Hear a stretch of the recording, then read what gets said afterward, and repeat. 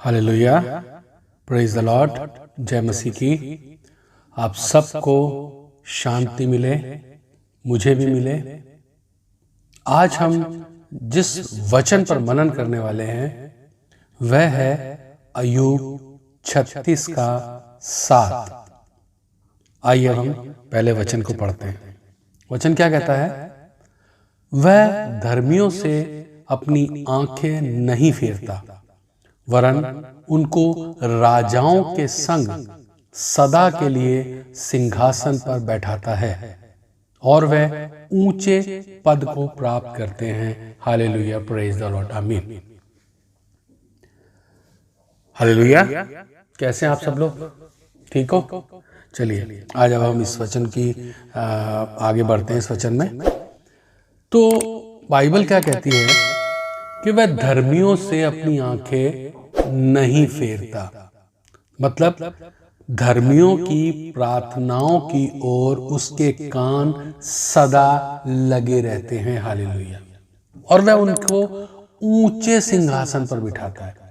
ऊंचे का मतलब ये नहीं कि 10 फीट या 20 फुट ऊपर कोई कुर्सी रख दी और उस पर बिठा दिया, नहीं। ऊंचे सिंहासन का मतलब है बहुत ही ऊंची पदवी देना। हालेलुया, प्रेज द लॉर्ड, आमीन। और वो ऊंची पदवी इतनी ऊंची होती है कि पूरा देश, पूरा राज्य उसके सामने दंडवत होता है, उसके सामने नतमस्तक होता है। हालेलुया। बहुत से उदाहरण बाइबल में इस तरह के हमें पढ़ने को मिल जाएंगे।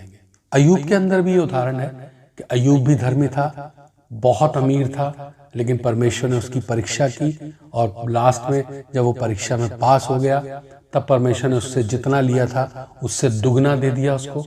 पूरे उस राज्य का, पूरे देश का वो सबसे धनी आदमी बन गया क्योंकि वो धर्मी था। लेकिन इससे भी एक अच्छी बात जो मुझे लगती है वो बाइबल में लगती है यूसुफ के चरित्र के अंदर।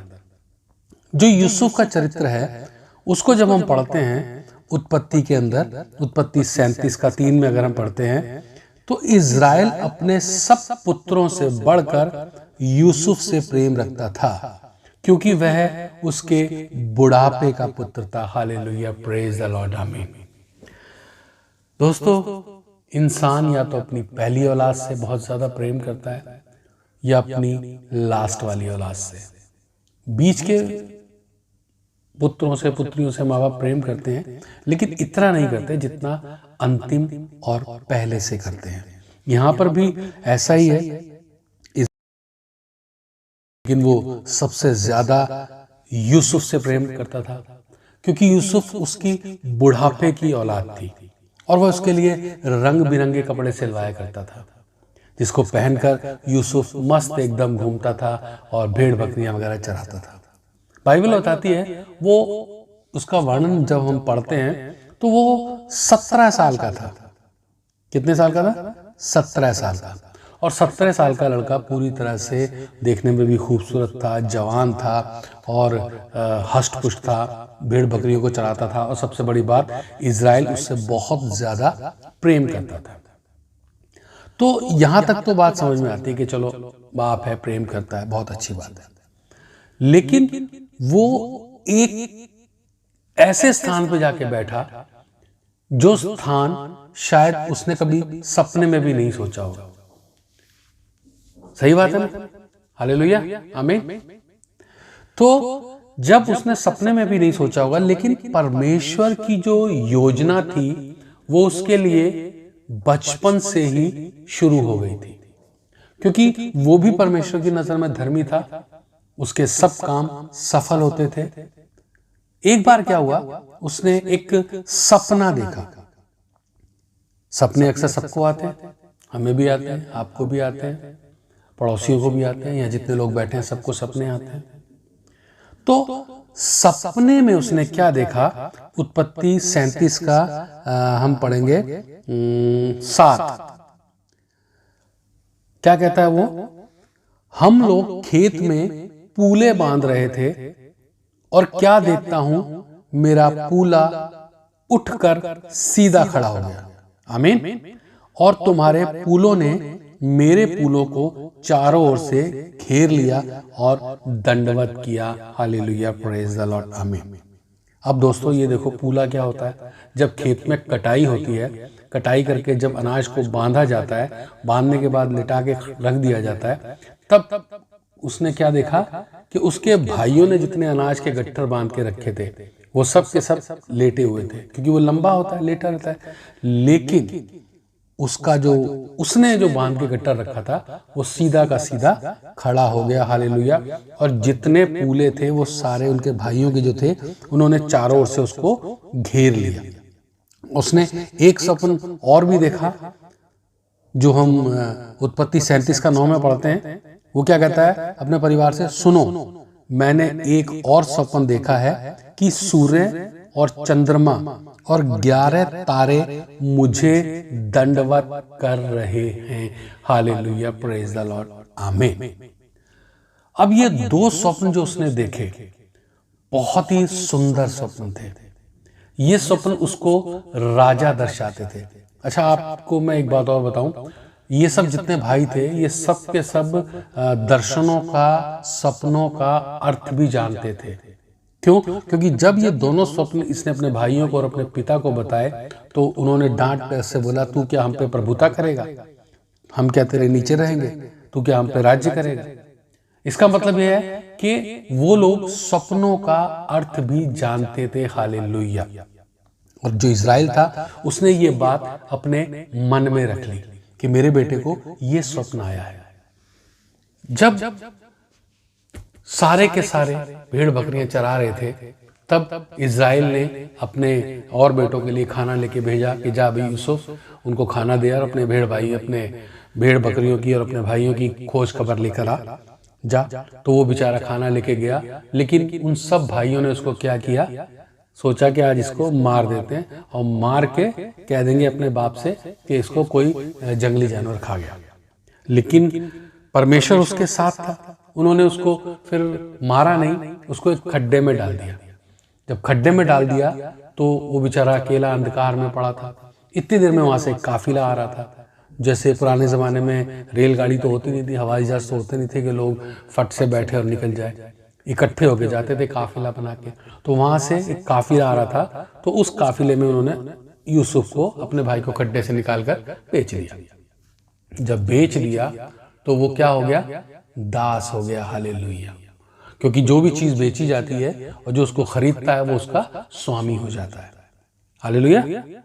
तो जब उन्होंने उसको खरीद लिया तो जाके उन्होंने उसको मिस्र में, जिस काफिले में उन्होंने खरीदा था, उस काफिले वालों ने उसको जाके मिस्र में गुलामों के बाजार में बेच दिया। आजकल तो गुलाम नहीं होते हैं, लेकिन पुराने ज़माने में गुलाम हुआ करते थे। जो गरीब लोग होते थे या जिनको ज़बरदस्ती जीत लिया जाता था, जिनको राज्य पे चढ़ाई करके जब राजा लोगों को जीत लेता था तो उनको गुलाम बना लेता था, तो उनका बाजार लगता था और उनको उन बाजार में बेच दिया जाता था। हालेलुया। तब क्या हुआ, जब वो बाजार में बेच दिया गया तो उसको एक पोतीफर नाम के व्यक्ति ने खरीद लिया और वो पोतीफर के घर में रहने लगा। पोतीफर के घर में जब रहता काफी दिन हो गए तो वो देखने में तो सुंदर था ही, पोतीफर की पत्नी का उसके ऊपर दिल आ गया। अब उसने कहा कि भाई तू मेरे साथ रात गुजार, लेकिन वो बेचारा परमेश्वर से डरता था, परमेश्वर के भय में रहता था और वो वहां से भाग गया। उसने कहा नहीं, ये पाप है, ये पाप मैं नहीं करूंगा। जब वो वहां से भाग गया, भागने के बाद पोतीफर की पत्नी को तो प्रॉब्लम हो गई। उसने कहा ये तो जाके सबको बता देगा कि भाई मैंने इसके साथ ऐसा ऐसा किया है। उसने कहा इससे पहले ये बताए, मैं ही अपने पति को बता देती हूँ कि उसने मेरी इज्जत पे हाथ डाला। हालेलुया। तो उसने अपने पति को बताया भी इसने ऐसे ऐसे मेरे साथ किया तेरे दास ने। तो उसने पोतीफर ने उठा के उसको जेल में बंद कर दिया। Hallelujah, praise the Lord. जब जेल में उसको बंद कर दिया गया तो क्या हुआ? अब वहां पे 2 राजा के सेवक थे, उनको राजा ने उठा के जेल में बंद कर रखा था। ये भी उनके साथ जेल में था। अब ये जेल में भी रहता था, वहां भी परमेश्वर इसके साथ था। जो काम करता था वो काम सफल हो जाता था। अब जब जेलर जो था उसने इन सब कैदियों के ऊपर इसको नियुक्त कर दिया कि भाई तू इन सब के ऊपर नियुक्त है, तू इन सबको संभाल। तो उन सब कैदियों को संभालता था। तो राजा ने 2 स्वप्न देखे थे। स्वप्न जब देखे तो वो उसको याद आया कि इन सपनों का उत्तर कौन देगा। तब क्या हुआ, जब जेल के अंदर जो कैदी थे, जो 2 कैदी थे, उनमें से जब वो बाहर गए तो एक कैदी ने बताया कि भाई राजा, तुम्हारी कैद में एक व्यक्ति है जो सपनों का अर्थ बताता है। हालेलुया। तब राजा ने कहा भाई निकाल के लाओ उसको। तब राजा ने उसको निकलवाया और यूसुफ से पूछा भाई मेरे ये स्वप्न देखा है और इस स्वप्न का तू अंतर बता, इसमें क्या है, मुझे समझा, मुझे समझ नहीं आ रहा है। तब यूसुफ ने परमेश्वर से प्रार्थना की और उसके बाद सपने का अर्थ पूरी तरह से प्रॉपर बता दिया। क्योंकि राजा ने और भी ज्योतिषियों को बुलाया था, भाई सपने का मेरे अर्थ बताओ, लेकिन कोई नहीं बता पाया था। मगर धर्मी था यूसुफ, परमेश्वर उसके साथ रहता था, सारे काम उसके सफल होते थे। तब उसने राजा के सपन का उत्तर बता दिया। अगर मैं इन सब बातों को डिटेल में जाऊंगा तो ये बहुत लंबा अध्याय पड़ जाएगा, इसलिए हम इसके डिटेल में नहीं जाएंगे। अगर आप पूरा समझना चाहते हैं तो उत्पत्ति अध्याय 36-37 पढ़ लीजिएगा, उसमें आपको पूरा समझ में आएगा। तब क्या हुआ, वहां से निकालकर यूसुफ को जेल से निकालकर राजा ने मिस्र देश का प्रधानमंत्री बना दिया। हालेलुया। क्यों? क्योंकि उसके अंदर बहुत बुद्धि पाई जाती थी, बहुत दिमाग था उसके अंदर, और परमेश्वर उसके साथ साथ रहता था, और परमेश्वर उसके हर काम को जो वो हाथ लगाता था, करता था, उसमें उसको आशीष देता था। हालेलुया, प्रेज द लॉर्ड, आमीन। तो जब वो प्रधानमंत्री बन गया तब पूरा देश उसके हाथ में आ गया। सिर्फ राजा को इतनी खबर रहती थी कि हाँ भाई मैं राजा हूं, लेकिन मेरा प्रधानमंत्री सारे काम कर रहा है। हालेलुया, प्रेज द लॉर्ड, आमीन।